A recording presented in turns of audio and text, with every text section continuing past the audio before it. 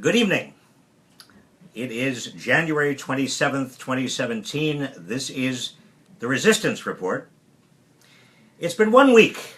Can you believe it? 1 week. Are you okay, actually? I am exhausted.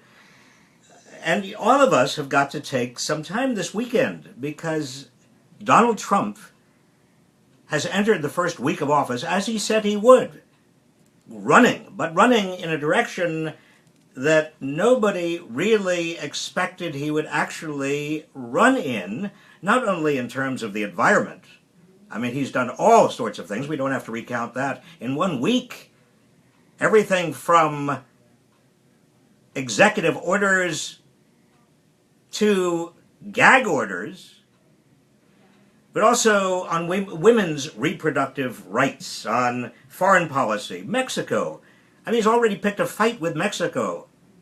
European leaders. In fact, I've talked with several European ministers, not obviously heads of state, but who tell me that they are at wit's end. They don't know what's going to happen. They're very, very worried because Donald Trump is sending the message that Europe doesn't count. He doesn't care about the European Union, and NATO is obsolete.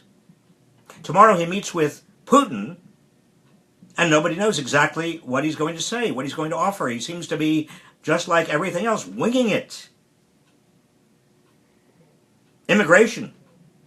This week, a whole slew of orders on immigration, building his wall, not allowing in refugees from Syria, also discriminating against nations, about discriminating against Muslim nations.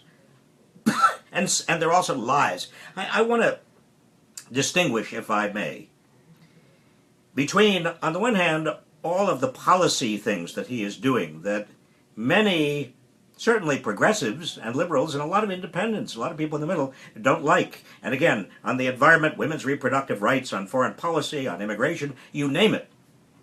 I want to distinguish between all of that and what Donald Trump is also doing, even in his first week, on democratic rights, on civil liberties. He lies. We know that. We've known that for a very, very long time. But his lies about the crowd at his inauguration, he is obsessed by that.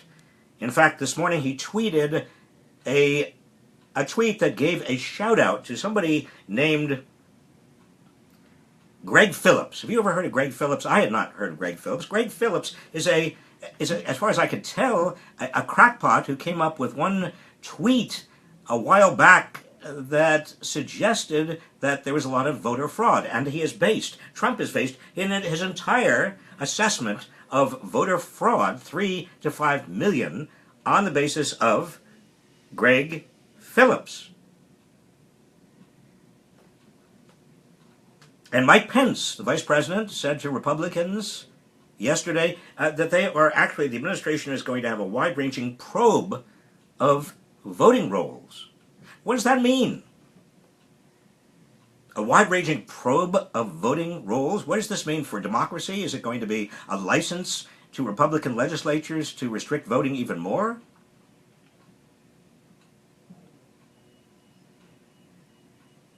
Donald Trump, it turns out, the morning after the inauguration, called the head of the National Park Service, the acting head of the National Park Service, asked him to come up with photographs that countered the photographs that were appearing in the media showing very, very small turnout, certainly relative to Barack Obama's turnout in his inauguration in 2009.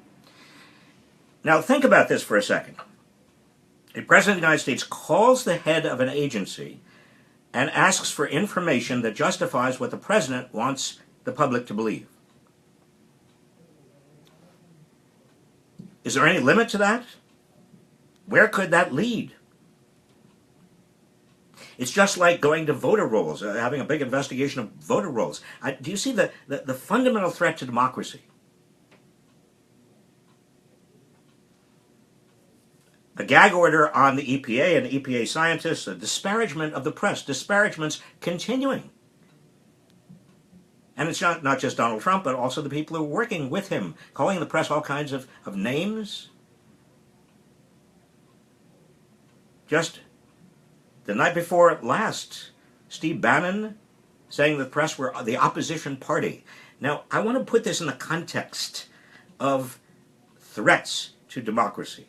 We can have our differences, Republicans and Democrats, liberals and conservatives, over policies. And these are not new.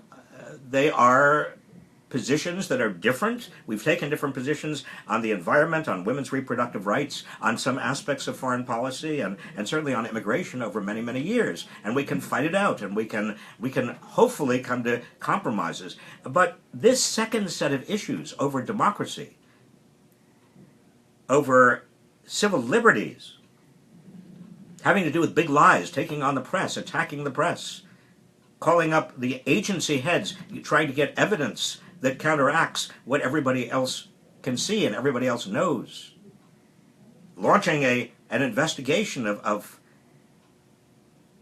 polling, wide-ranging probe of voting polls. And these things are different. These things we don't, Democrats and Republicans, or the right and the left, conservatives and liberals, we don't fight about these things because we understand that a president cannot and should not do these things. They undermine our democracy. So at the end of the first week, we've got to resolve, number one, we have got to protect our free press. That is very important. I mean, if nothing else, if you don't right now have a subscription to the New York Times or the Washington Post or any other big newspaper, get a subscription. Support them. They need our support. Number two, we've got to protect scientists and the truth and fact and analysis gatherers in government. Any way we can. We've got to invite them to blow the whistle on attempts to gag them and prevent them from telling us the truth. And number three, we have got to honor and protect our high-level civil servants. A whole level of State Department people were kicked out or left because others above them were kicked out.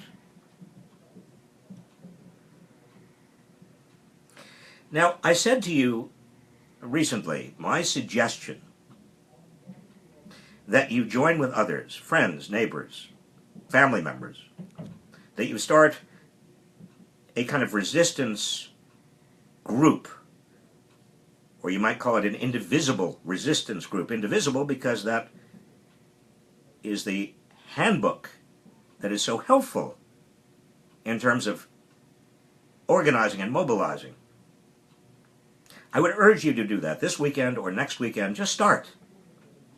Find out the facts. Make sure everybody knows the truth. Make sure that they are spreading the truth. Organize with other resistance groups. Create sister districts. Organize and mobilize at the grassroots. And obviously march and demonstrate. Make sure Trump doesn't get away with it, or at least he knows most of us out here are worried about what he's doing. Also get Republicans involved, conservatives involved on the democracy issues. Now they may have very different views about the environment and women's reproductive rights and foreign policy and immigration, but the core issues that I am talking to you about tonight, having to do with our democracy, get some conservatives, get some Republicans to join you. They ought to be as concerned, in fact, many of them are as concerned as you are, as I am. We don't want to make this democracy or these democracy issues of simply Republicans versus Democrats, because if they become partisan issues, it's easy for Trump to say, oh, well, that's just partisanship. We can't normalize what is going on. This attack on democratic institutions, on the truth, on the press, on scientists, gag orders, big lies, these are attacks on our democracy. We all have a responsibility to come together and fight these attacks. Finally, I just want to urge you, as I did at the start, have a little bit of a break this weekend. See friends, go out, see a movie, listen to music, laugh, have some fun.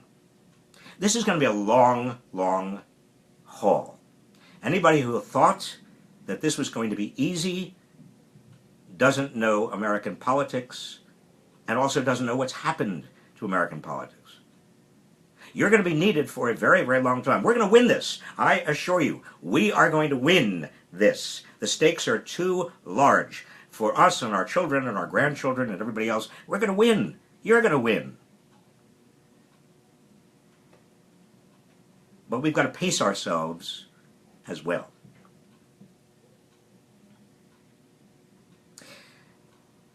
The first week has been a tough week. By the way, I have never seen as many leaks coming out of a White House as I've seen this week. You know, I've been around many White Houses. I've been in some White Houses. I've never seen the leaks. The Donald Trump White House leaks, and the kind of leaks are leaks about, essentially, the leaks say over and over again to the press, they say, we know that he needs to be managed. We know that he is a child. We know that he's impulsive and that he's crazy, but we will manage him. We will manage him. Just be assured, we will manage him. That's the subtext of all of these leaks. The problem is they're not going to manage him. He's not capable of being managed. And his aides are going to discover that. So what do I predict? I predict either Donald Trump is impeached or the 25th Amendment is invoked, and that means the major officers and cabinet members get together and essentially fire him.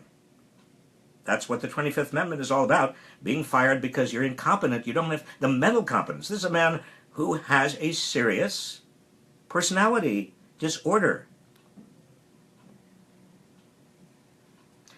And on that upbeat note, I want to wish you a really restful weekend, and we'll see you Monday.